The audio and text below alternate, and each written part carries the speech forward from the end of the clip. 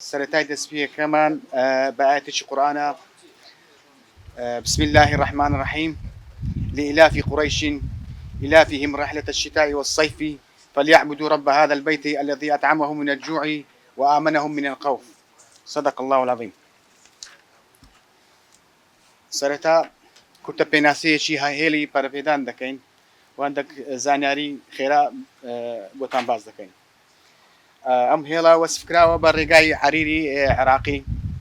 أو شيوي رقاي حريري الصيني وناوكلوا هاتوا تسوكا بربا برهنان ذاتو وقشي أبوري ذاتن بوي يعني لنا هيلي تنمية بريتا لا رقاش وشكاي ورقاش شمن دفر بزيادة احتمال لسهيل كهرباء دكا بوي لعين دا تاقو زي كهرباء بازارش باشي دبي لو نفسه بوي زيادة هي كان إيش بيبكان وزيادة بو باسو ساري بسوكونش تقريبا دەست پێ دەکات بە 1200 کیلومتر تاوەکو دەگاتە ناو خاچی تورکیا بە 10 پارێزگا تێدا بەڕێت و هەروە ئەسیا ئەوروپا پێکۆ دەبەستێتەوە و هەروە ساڵانە ینی تقریبا 15 ملیۆن مسافر هاتسووی لەسەر ئەو هێڵە دەکات 15 ملیۆن گەشتیار و مسافر.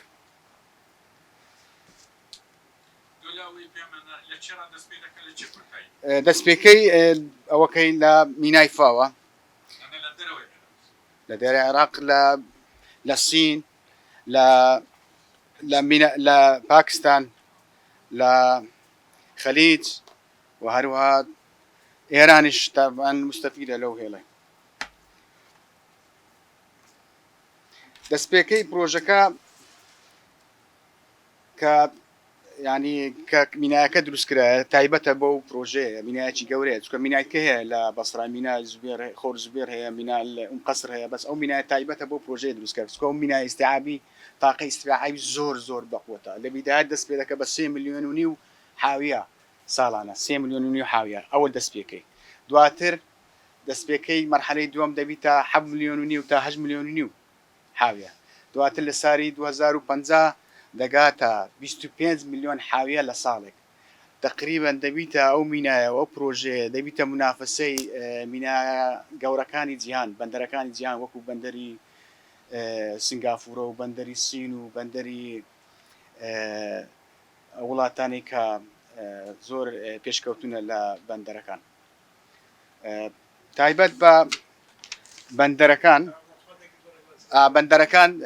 هەندێک بەندەر هەیە ئێستا ویستی بەربەست بەهێشتا بەر ئەو پرۆژە یەک لەو بەندەرانە بەندەری مینای فاو مینای مبارەکی کوێتی بوو کە ویستی بەربەست دروستکە لە بۆ ئەو پرۆژەیە بەڵام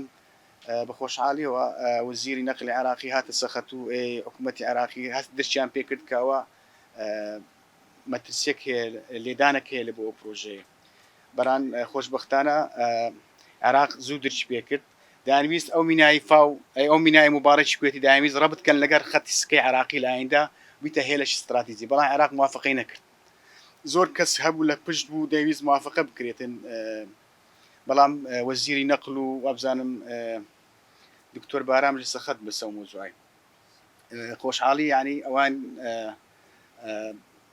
ئەوە کرد ینی ئەمەش پرۆژیان ڕاگرت. دواتر ویستیان هەم بەواستەی مینایی مبارەکی کوێتی ویستیان دیسان زەربە لەو پرۆژەیە بدەنەوە ویستیان بەربەست دروستکەن لە بۆ میناکانی ئەوانەی کە عێراق لە سەرەوەتر کە نەفتی پێ بار دەکا کا پێ دەرێن مینا ئەم قەسر و مینا خۆر زبێر داویست ئەو ڕێگای تەسکەنەوە ئەو باخیرانە نەتان ئەوەکەن ئەویش عێراق هاتە سەخەت لەسەر مۆزوعش و هەروەها لە بۆ ئەو پرۆژەی مینای فاو کە پێ دەڵێن مینای فاو الکەبیر کە ئێستا دروستکرا لە پێشەوەیە لە پێش مینایی مبارەکە و لە پێش مینایی ئەم قەسر و خۆر زبێرە کە ئەو مینایە دروستکرا کە ئەو بەڵایعانە کە ئەو کەلوپەنانە بار دەکرێتن لە بۆ ڕێگای وشکانی دەبی بەسەر ئەو مەمەڕەی کە باخیرە دەچیلەوە بۆ مینای ئەم قەسر و بەندەری خۆر زبێر و ئانە مشکلەی پیا دەکە ئەگەر بێت و بەجسربی هەستان چیان کرد پرۆژەیەکی زۆر ستراتیزیان دروست کرد ئەوش بینایی پێدرن نەفق المەغمور تۆنێلی ژێر ئەو تونێلە یەکە لە هەرە پرۆژە ستراتیزیەکان لە شەرق الأوسط کە چەند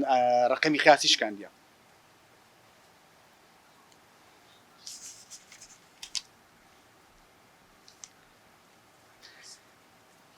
ساڵانە واریەتی ئەم پرۆژەیە تەخمین کراوە بە 4 تا 5 میلیارد کە بەرهەمی هەیە بۆ عێراق 4 تا 5 میلیارد ئەوە لە بیدایەتەکەی کە دەست پێ دەکات بەڵام ئەمن تەوقعی زۆر زیاتر دەکەم لەو پرۆژەیە چکۆ پرۆژەیە زۆر شتی گەورەتر لە خۆی دەگری تێچووی کۆژمی پرۆژەکە 17 میلیارە 10 میلیار و نیو بەس بۆ هێلی سکە و شەمەندەفەرە هێلەکانش زۆر پێشکەوتونە زۆر متطورن کارەباییە لە هەر ساعتێک 300 کیلۆمەتر دەبرێت ئێستا جێشتان سەبر باس دەنگم بە قوتر دەکەم ئینشاءالله ئەڵێم ئەو هێلای هێلی شەمەندەفەرە 10 میلیار و نیو تەرخان کراوە بەس بۆ هێلی شەمەندەفەر بە کارەباییش دەکا و خێرایی هەر شەمەندەفەرێک لە ساعتێک 300 کیلۆمەتر دەبریتن بە پێی ئەو ئامارانە کە کرایە 15 ڕۆژ کات کەم دەکاتەوە لە گواستنەوەی کەلوپەل لە مەثەلەن پێشتر مەثەلەن ئەگەر 35 ڕۆژ بی 45 ڕۆژ بی ئەو 15 ڕۆژی ئەو کاتەی کورد دەکاتەوە لە بۆی گاندی کەلوپەلەکان بۆ شوێنانەی مەبەست مەزندە دەکرێت 100,000 هەلی کار بۆ عێراقیەکان دروستکاتن بێزگە لە دروستکردنی چەندەها شاری پیشەسازی گەورە و کاریگەر لە نزیک وێستگەکان بە سێ قۆناغ تەواو دەکرێت لە 2024 تا 2050 بە 27 ساڵ تەواو دەکرێت ئامادەسازیەکان چ کراوە یەکەم دروستکردنی گەورەترین بەندەر بە ناوی پاوی گەورە دووەم یەکلاکردنەوەی نەخشەی ڕێگای پەرەپێدان لە بەندەری فاوتا ناوخاچی تورکیا مۆکۆڤا سێم ڕێککەوتنی نێوان عێراق و تورکیا و ئیمارات و قەتەر بۆ تەواوکردنی و تەومیلکردنی ئەو پرۆژەیە چارەم گرێبەستکردن لەگەڵ چەندەها شەریکاتی ئیتالی و ئیسپانی و کۆری و ئەمریکی بۆ جێبەجێکردنی پرۆژەکە بەنسبەت جێبەجێکردنی پرۆژەکە ئەوەندەی ئۆروپیەکان و ئەمریکیەکان گرنگی بە جێبەجێکردنی پرۆژەکە دەن عێراقیەکان ئەوەندە ئیتیمان پێ نادەن چکە ئەو هێڵە دەبیتە هێڵێک لە بۆ بوژاندنەوەی اقتصادی ئۆروپا و هەروە بە تایبەتی اقتصادی تورکیاش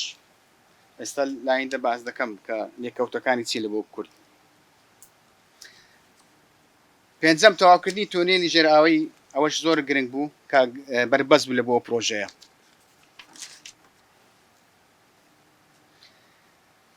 بربەستەکانی پرۆژە چ بوون ئەو بربەستانی کە هاتنە بوونە بەربەست بۆ پرۆژەکە یەکەم وڵاتی کوێت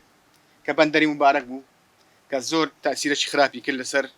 ئەو پرۆژەیە بەڵام چارەسەر کرا ئێستا هیچ کێشە نمایە مینای ئەو قەسر و خۆرزبێر ئەوش گوتمان کێشەیەک بوو چکە ئەو پاپۆڕانە کە دەڕۆیشتن ئەگەر بێت و جسترەی زەویان کردایە ینی بۆ تێپەڕبوونی شاحینات توشتووە پاپۆرەکان نانتوانی پەڕنەوە چکە دسترەکە باپۆر برندە بە خۆتەنزان ناتوان پەڕن بۆیە ئەو نەفەقایان کرد لە بۆ ئەو کێشەی حەلکن ڕێی شوێنی جێنشینەکان ئەوانی کە مەسەلەن ئەو مەناتقانی کە ڕێکە پێداچی کەسافاتی سوکانی لێیە بە پێی ئەو زانیاری ئەم هەیتم ئەوانش چارەسەر کراوە یعنی هەتا ئێستا خەریکن تاویزات توشتووە ئەوە دەکەن ئەوانش حەلکرایە گرنجەکانی پرۆژە لەم چەند خاڵانەدایە یەکەم لە ڕووی گرنجیەوە هاوشێوەی قەناتی سوێسی مصریەوە بەڵکو لە ئایندەدا زۆر گرنگتر دەبێت لە قەناتی سوێسی مصری چکە قەناتی سویسی مصری زوو کێشان لۆ توش دەوی جارێە بەهۆی تەشی قەناتێکە و بەهۆی ئەو مەمەڕەکە زۆر باخیرە پێداتی جاروێ باخیرە دەشێ داروێ باخیرە ئەوە دەبی ئەو مەمەڕە حاسێ دەبن و هەروەها لۆیە درێم دەبیتە لە ئایندە دەبیتە هێلێکی گرنگتر لە هێلی قەناتی سویسی مصری لەبەر ئەوەی ئەوروپا و العالەمی جیهان بەگشتی زۆر ئێستا پێویستی بە گواستنەوەی کەلوپەل هەیە چکە تاقەی ئیستیعابیان زۆرە ینی داواکاری زۆرە لەسەر کەلوپەل داواکاری زۆرە لەسەر ئەو کاڵانی کە ئێستا مەسەلەن کە پێویستە لە بازار زە تاقی ئیستعابی زیاد بچکە کەسافەی سوکانی زیاد بوو. دووەم گرنگی هێنانەوەی عێراقە بۆ ئاستێکی بەرز و باڵا بۆ نەخشەی ئابووری جیهان ئەوە زۆر میمە. سێم بژانەوەی ئابووری عێراق بژانەوەی ئابووری عێراق و ناوچەکە لە ڕووی پیشەسازی و کوشتەکاڵی و گەشتیاری و هەروە تەکنۆلۆژیای پێشکەوتوو. چارەم خێرایی گواستنەوەی کاڵاکان لە نێوان ئاسیا و ئەوروپا و گەشتیارانی ناوچە و گشت گەشتیارانی ینی گواستنەوەی گەشتیارانی ناوچەکە. پێنجەم ڕێخستنی و دابینکردنی هەلی کار بۆ گشت دانیشتوانی ناوچەکە هەر عێراق ناگرتووە ئەو هەلی کارە بەڵکو خەلیز دەگرتەوە بەڵکو ئێران دەگرتەوە سووریا دەگرتەوە ئوردان دەگرتەوە هەلی کار زۆر دەرەخسێ بۆ ئەو هەوڵاتیانی ناوچەکە. شەشەم هێنانی وبەرهێنان بۆ عێراق و گەشتەسەندنی تاچی عێراقی بۆ ئاستێکی زۆر بەرز.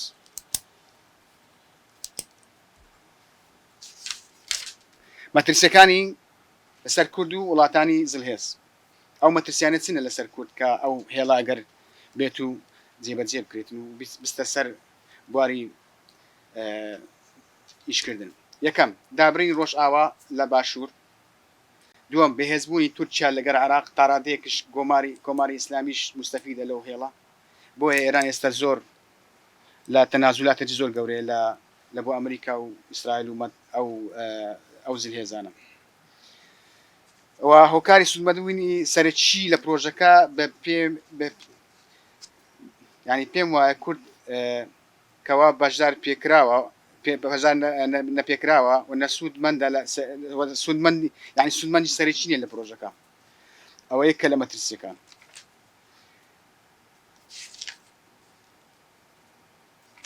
سێم لاوەزبوونی پێگە و ئابووری کوردستان بەهۆی بەشدار پێ نەکردنی لەم پرۆژە استراتیژیە چ لە ڕووی گرێبەستەکانەوە کە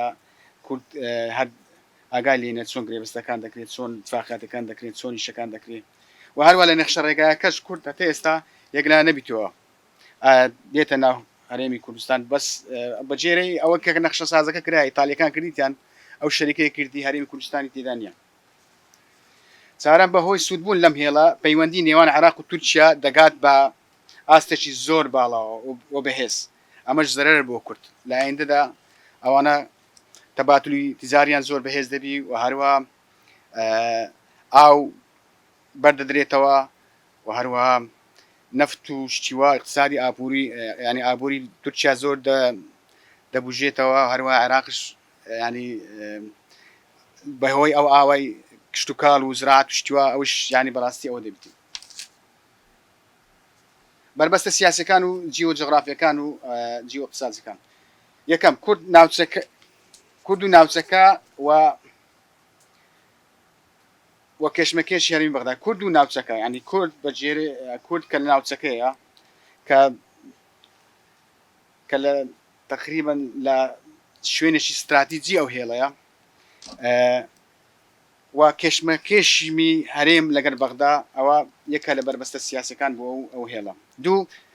ڕژێمی سووریا و سەرۆکەکەی بەشار ئەسەد ئەم پێم وایە لە ئایندێکی زوو دەی بەشار و ئەوانە دەبیخوان یان دەبی چاکە یان دەبی تەسفێکردن دەبنە مەترسی لەو پرۆژە. و تورکیا زۆر هەوڵدایە تا ئێستا دەوێت تورکیا یعنی سووریای لەگە خۆی ئاشکاتەوە سووریای بینتەوە ناو معادلەکە بەس پێم وایە شەکە ناکرێت. سێ کوێت و مینای مبارەک ئەوەش باسمان کرد ئەوەش تقریبا هەڵێ تا ئێستا مەترسی مایە بە زوهانیە چکە ئێستا کوێت و لە ڕێی مینای مبارەک دەوێت لەگە سین ئیتفاقاتن دەوێت ئەو مینای زیندی کاتەوە دژی ئەو هێڵێ. هەروە ڕژێمی سیستەمی ئێران وە قۆڵەکانی ناو عێراق ئەوانش لەوانەیە بنە بەربەست بەس ئەگەر ینی بەشدار پێ نەکەن لەو پرۆژەیە. و هەروە پەکە و سنووری کوردستان ئەوەش زۆر گرنگە زۆر چکە ئەمە کورد ئەگەر بێت و تەمەشای جوغرافیەکەمان بکەین لە ڕووی جیۆ جۆغرافی و جیۆ سیاسی ناوچەکی شاخاویە ئەنی توانی کورد بە واستەی ئەو شاخە و باوەستەی ئەو خۆڕاگری هەیەی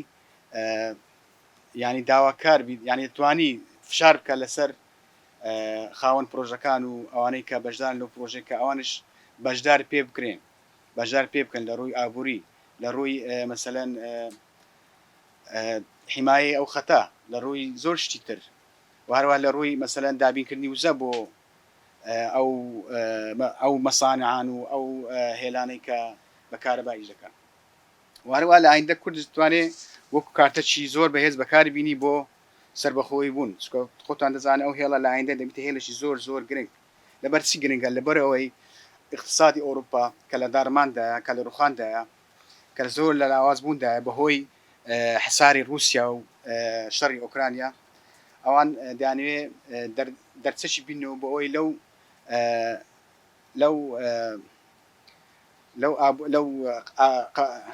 ینی گەماروی ئابووری ڕزگاریان بێ لێ ئەوان زۆر دوور تەمەشا دەکەن دەیانوێت مەسەلەن چاویان لە غازی هەرێمە چاویان لە نفتی عێراق زیاتر چاویان لە غازی مەسەلەن خەلیجە چاویان لە معادن و سەروەت و ینی سامانی ژێرخاک و ئەوانەی ئێرانە هەروەها دەیانوێت ڕەبتی اقتصادیان بکەن لەگەر هندستان دەیانوێت بەدیلەکی بینەوە لە بۆی لە دژی سین ینی بەدیلەکی استراتیزی بینەوە لە دژی سین دەیانوێت هندش لەگەڵ هێلە ڕەبت بیتن پاکستانە هیندا ئەوانە هەموو حەلیفی ئەمریکانە بۆیە کورد دەتوانی ئەو هێڵە ئەگەر بێت و ینی حکوومەتێکی ڕەشیدمان هەبیتن و هەروەها حکوومەتێکی یەکگرتومان هەبی دەتوانی ئەو هێڵە بەکاربینی لە بۆ یەکێک لە هەرە خاڵەکان کە کورد خەونی پێوە دەبینی ئەوش سەربەخۆیە سێم بەستنەوەی وە زیادکردنی هێلی شەمەندەفەر بە هێلی ڕێگای تەنمیە بۆ هەولێر و سلێمانی ئەوە دەکرێت ینی استفادەی لێ بکرێت یەک ئەوم سێ خاڵی کوتم بایە چارەم بەکارهێنانی هێز و وەکارتی هەرێمی قەندیل و هەرێمی ڕۆژئاوا بۆ دروستکردنی بەربەست بۆ ئەم هێڵە گەر کورد بەشداری پێ نەکرێت و ئەم خاڵانە بۆ بەدەستهێنانی سەربەخۆی کوردش دیسان دووبارێ دەکەمەوە بەدینێنێ برادران زۆر کەسێ وەزانانی ئەو هێڵە تەواوکەری هێڵی حەریری سینە بەس ببورن بەداخەوە ئەو هێڵە لێدانەکە لە بۆ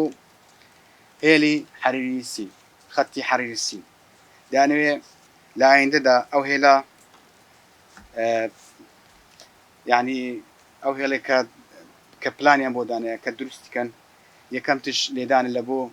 پرۆژەی سین کە خەتی حەریرە دووەمش لێدانە لە بۆ غازی رووسیا و اقتصادی رووسایە سێمش بەستانەوەی هێزی و ئابووری هند و پاکستانە بە ئەوروپا و بە و ناوچەکەیە